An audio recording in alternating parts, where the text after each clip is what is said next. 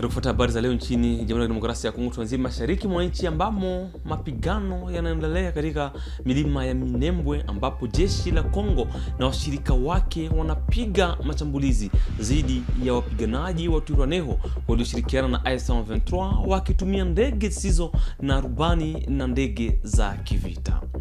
Wakati hayo yakijiri, M23 ilipiga mashambulizi Jumapili dhidi ya nafasi za FDLR karibu na Kibirizi tarafani Ruchuru baada ya shambulio la FDLR na kusababisha hofu na watu kuhama makazi yao.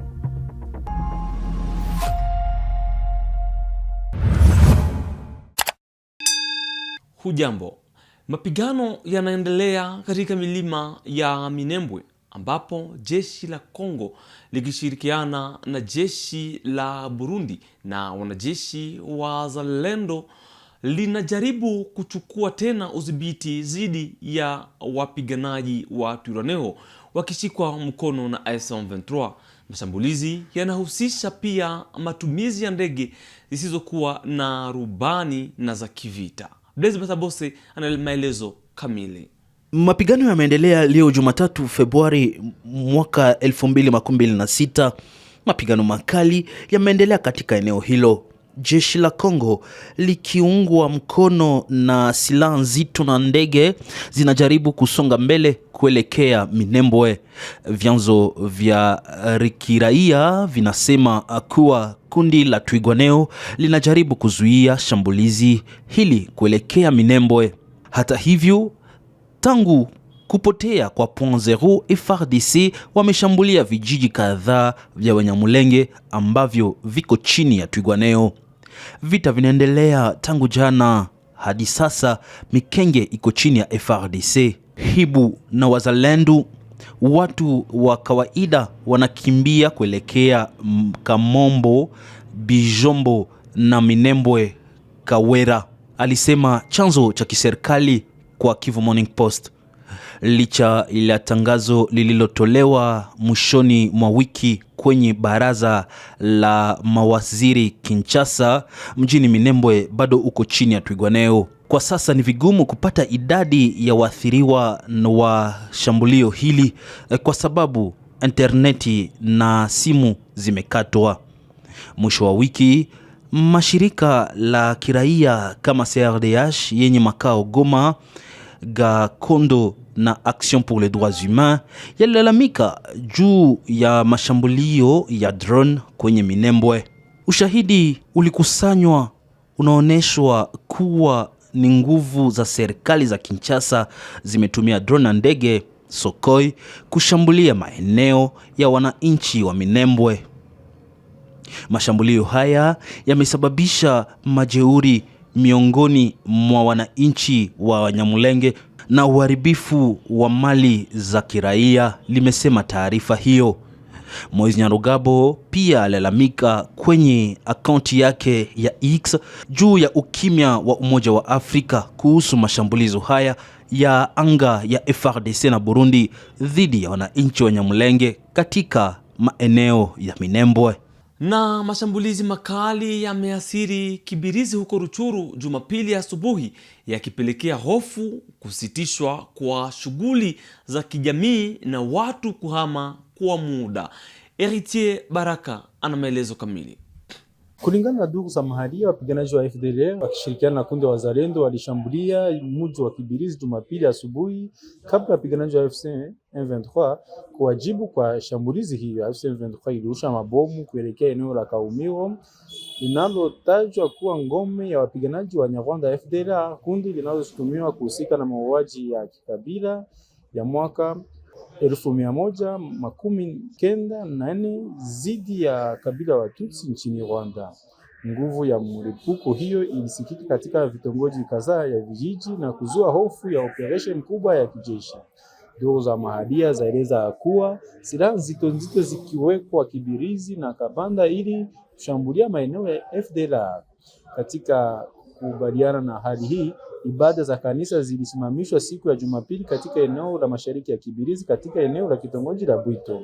Makanisa ikiwa pamoja na kituo cha CBK pamoja na jumuiya nyingine za kidini yaziri ibada zao ili kuepuka hatari yoyote kwa mkutano yao. Sekta ya afya nayo iliziririka. Kituo cha afya cha CBK kilisitisha shughuli zake na kuwamia wakaaji huduma wa muhimu za matibabu kwa muda. Kwa kuhofia usalama wao, wakaaji wa eneo ya Kinyati walilazimisha kuondoka kwa muda katika makazi yao mapema saa 10 za asubuhi Jumapili hiyo. Watu hao waliokimbia makazi yao kwa muda wasema wanasubiri kumalizika kwa operesheni za kijeshi waliorejea mwakwao, huku wakitoa mwito kwa malalamiko kuhusu kufanya kila liwezekanacho ili kurejesha amani eneo za Kibirizi. Jimboni Ituri, angalau watu wawili waliuawa leo katika shambulio la magaidi wa ADF katika Irumu huko Ituri. Kulingana na wanajamii, walikuwa miongoni mwa mateka waliokamatwa tarehe 6 Februari katika Abulembi kusini karibu na Apakola katika kijiji cha Bwanasura Otombere, umbali wa kilomita 4 kutoka RN4 Komanda Luna. Walikuwa wakirudi kutoka kwenye uwindaji walipokutana na ADF pamoja na wateka wengine wa makabila ya Bantu, anasema Christophe Munyanderu wa shirika la CRDH. L'activisme de ces terroristes ADF dans la partie du territoire d'Irumu, précisément dans la chefferie de Walese-Vokutu, considéré comme l'épicentre de ces terroristes ADF, n'épargne pas les peuples autochtones pygmées. C'est 9 février 2026 et que des corps d'un citoyen pygmée ont été retrouvés morts, tués par ces terroristes ADF. Et ce dernier était capturé depuis le 6 quand il revenait de la chance. Et ils ont été capturés par ces terroristes ADF. Et ces 9 causes, leurs corps venaient d'être retrouvés au niveau de Apakola. Et c'est aux environs de 4 km partie ouest du village de Bwanasura à Otomaber.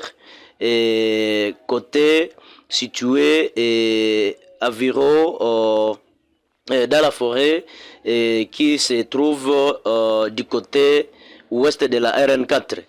Et dès que leurs corps sont arrivés au niveau du centre, c'est sous une forte émotion de membres, amis et connaissances et que ces citoyens congolais ont été amenés et déposés dans leur maison où ces peuples pygmées se sont regroupés vu qu'ils ont fui la forêt. Et sous cette émotion, la dame du défunt a voulu se pendre, qui a été sauvée de justesse par les jeunes braves, et vit le corps de son mari ainsi que de son petit frère et ramené et empalé d'une manière là inhumaine. Et c'est ainsi que nous avons toujours lancé l'SOS au gouvernement. Na naibu katibu mkuu wa Umoja wa Mataifa anayesimamia operesheni za amani yupo Kinshasa kwa mashauriano ya ngazi ya juu kuhusu hali ya usalama na utekelezaji wa mapatano ya kusitisha mapigano huku mashambulizi ya kidumu mashariki mwa DRC. Katika jimbo la Haut-Katanga, chama cha Vent d'Avenir kimewahi kutangaza kuwasilisha kesi dhidi ya bunge la mkoa kwa kukaa kimya juu ya kutokuwepo kwa gavana. Rais wa chama Maître Justin Kela anasema kuna mgogoro wa kisheria na kwamba kesi inaweza kuhusisha pia makamu wa waziri mkuu wa mambo ya ndani kama hali itaendelea. Alasema hayo Jumatatu wakati wa mkutano na waandishi wa habari huko mjini Lubumbashi. Pour ce qui est du silence de l'Assemblée provinciale du Haut-Katanga, c'est tout simplement flagrant, c'est tout simplement la mauvaise foi. Est-ce que les membres du bureau de l'Assemblée provinciale se sentent-ils Haut-Katangais ou pas? Parce qu'on ne peut pas se sentir Haut-Katangais et laisser le Haut-Katanga dans un gouffre, laisser le Haut-Katanga dans un flou. Ce silence-là, en ce qui concerne le bureau de l'Assemblée provinciale, c'est un silence coupable. Et nous avons cessé aussi de garder ce silence parce que le nôtre, c'est un silence comptable. Voilà pourquoi nous venons aujourd'hui rendre compte. Ça doit cesser. Pour ce qui est du gouvernement central, je crois qu'il y a un ministère, membre du gouvernement central, qui se charge des questions des territoriales. Et c'est le vice-premier ministre, ministre de l'Intérieur, qui se charge de ces questions-là. Je crois que c'est un avocat, il sait ce que la loi dit. Après 3 mois, on devrait constater l'absence du gouverneur et procéder tel que la loi le dit. On ne peut pas, après 5 mois, 6 mois, tout le monde est calme, comme si l'illégalité était normale. Non, c'est là que nous essayons de tirer la sonnette d'alarme et dire ça doit cesser ici chez nous, ça ne se fera pas. On doit organiser les élections, l'Assemblée provinciale doit constater l'absence du gouverneur. S'il y a des choses qu'on reproche au gouverneur, où est le problème? C'est un justiciable, c'est un Congolais comme tous les autres, la province ne lui appartient pas. J'imagine que le vice-gouverneur qui est gouverneur intérimaire, je crois qu'il va être dans une insécurité extrême. Tout ce qu'on va lui exiger, il va le faire. Parce qu'il n'a aucune légitimité décisionnelle. Et le Haut-Katanga n'est pas un marché. On a assez martyrisé cette province. Je crois que le moment venu, nous allons tirer toutes les conséquences de droit, entre autres, déposer une plainte contre le bureau de l'Assemblée provinciale. Et même s'il faut déposer une plainte contre le ministre de l'Intérieur, nous le ferons parce que lui aussi, il a son juge naturel, il ne peut pas faire ce qui lui plaît dans cette province. La province ne lui appartient pas. La province, c'est une partie, c'est une entité de la République démocratique du Congo. Il n'y a pas une loi propre au vice-ministre, ministre de l'Intérieur. Nous sommes tous soumis aux lois du pays. Hilo shirika la Kongo la ujenzi mkubwa ACGT lilikamilisha Jumapili tarehe 8 Februari maandalizi ya kuanza mradi wa ukarabati wa barabara ya RN18 inayounganisha Petit Kasai na Bulungu. Wataalamu walipima vifaa na mashine kabla ya kuanza rasmi leo tarehe 9 Februari 2026. Ripoti. En prélude au démarrage effectif de travaux de la route nationale numéro 18, axe Petit Kasai Bulungu dans la province du Kwilu, le parti prenant au projet, dont l'agence congolaise de grands travaux, s'active déjà pour donner l'égo à ces travaux de praticabilité de ce lundi 9 février 2026.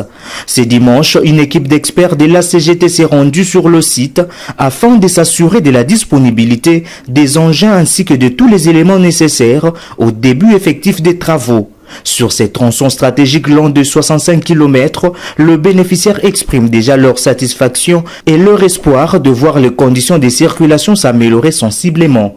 Début à travaux, qu'est-ce que na yo? Ben mosque salanjilina, ben mosque salanjilina na qu'est-ce fait? Mais nous, les habitants d'ici, bete na qu'est-ce ming, yo que pour la première fois, betu yangalala, Bulungu, kokota njila.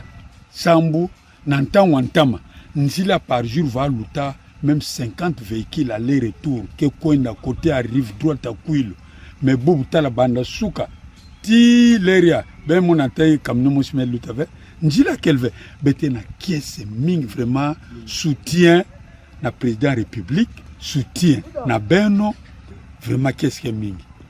Tumalizie taarifa ya habari mjini Kinshasa ambako uongozi wa tamasha ya Fikin umetangaza kuanza hivi karibuni kazi za ukarabati wa bustani yake ya michezo ili kuiboresha na kuifaika kwa sehemu ya starehe yenye kiwango cha kimataifa. Kamati ya usimamizi imesema kuwa hakuna mauzo ya miundombinu au maeneo ya bustani ya Fikin. Nous avions réalisé une mission pour que la FIKIN soit réellement réintégrée comme membre. À part ça, parlant de la rénovation, dans sous peu de temps, vous allez remarquer que les travaux vont commencer ici pour le renouvellement du parc d'attractions de la FIKIN. Donc, tous les Kinos, tous les Congolais aussi, vont reprendre de bonnes habitudes de Mwambé à l'époque du 2 juillet, tous les jeux, tous les manèges sophistiqués que nous voyons à Disneyland à Paris, ailleurs, seront ici à Kinshasa. C'est la même entreprise qui a fabriqué pour Disneyland qui aura le marché pour fabriquer pour la FIKI. Et vous ne verrez plus dans quelques jours ici à Kinshasa. Nous serons dans toutes les provinces parce que notre ministre a déjà écrit à tous les gouverneurs pour que ces derniers puissent disposer de concessions de sites où seront implantées les directions provinciales de la FIKI. C'est ça le rôle de notre industrie foraine pour booster l'économie nationale, créer des effets d'entraînement positifs pour que notre économie, l'économie congolaise, ne soit pas basée seulement sur le secteur minier, mais qu'on puisse la diversifier. Vous vous rendez compte, comme je dis toujours, à l'Expo Japon, il y a eu 40 millions de forains, les hôtels, les transports, la restauration. Cela a fait des effets d'entraînement sur les trésors publics japonais. Et si le gouvernement, comme il nous accompagne déjà, met des moyens, donc notre industrie foraine va rayonner. Donc il y a lieu de faire foi à ces jeunes qui forment une équipe, ensemble tous comme un seul homme, pour redorer l'image de cet établissement. Oui, bon, vous savez, hein, nous avons beaucoup attendu. Ce qui est vrai, je veux encore rassurer, en tant que président du conseil d'administration, qu'aucun site de la FIKI n'a été vendu. Nous avons des partenaires qui occupent les espaces au sein de la FIKI, mais nous avons vérifié. Il n'y a aucun site, il n'y a aucune partie de la FIKI qui a été vendue. C'est pourquoi nous avons voulu passer aujourd'hui dans l'occasion de cette réunion. On va aussi faire une petite visite avec vous, la presse, pour que vous constatez avec nous que tout ce qui se disait, ce sont des faits, bon, on ne peut pas interdire des gens de parler, mais on rassure le peuple congolais qu'aucun site. Mpendwa mtazamaji, ni pamoja na habari hizo toka Kinshasa. Tunakomesha habari za leo nchini Demokrasia ya Kongo. Asante kwako uliotufuata mwanzo hadi mwisho. Tukutane kesho kwa habari zingine.